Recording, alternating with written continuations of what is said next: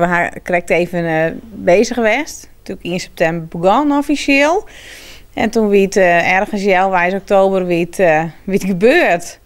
Dus daar hingen wij net op rekenen. Dus dan mij oors met de dingen omgaan. Dus dat denk ik in oplossingen.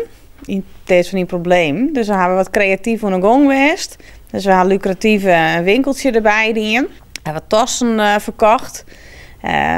De crisisperiode, hoe beroerd het deze tijd is, die crisis kwam dan het beste uit. Omdat ik natuurlijk bloemist ben, dus ik kan wereldcristikken op bestelling maken. Om zo toch wat extra inkomsten te genereren. En Dirk had het smoor ook met zijn maaltijden. Ik maak hier elke dag maaltijden. We denken elke week van mij tot vreten lekkere daghappen.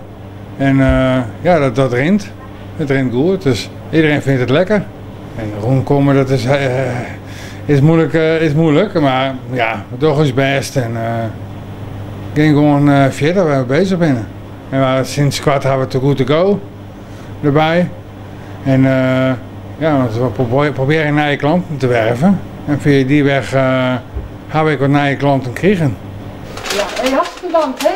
Tot ziens en de groetjes. Doeg! We wonen graag workshops, we winnen onvragen voor high-teas, voor buffetten, voor faillietjefeestjes, voor jubilea's en verenigingen, vogeltentoonstellingen. Ja, de agenda stroomde lekker vol en in één weer leeg. Behalve de buurtkamer die mij wel teruggaan, want dat is een maatschappelijk onderbouwd iets. Dus die kom hier elke toonsje te miannen. En die haal je dan koffie en dat is voor de mensen die het nodig hebben om er even nu te gaan of eenzaam binnen of echt dat praatje even nodig gaan. Maar ja, nou dwarm protten mensen net, maar schroom niet en kom gewoon. De toekomst is voor u heel positief. Zo staan wij in het leven positief. En minder dan dit zult nooit worden. Dus wij beginnen gewoon, wij zitten in de Titanic meisje aan. En die Titanic die moet omheen glutsen worden. En dat kan alleen nog maar de goede kant uit gaan. Die ijsberg gaan we horen. En die smelt vanzelf en dan ben wij direct. En dat we dit overleven en terugkomen meisje aan, dan redden we het wel.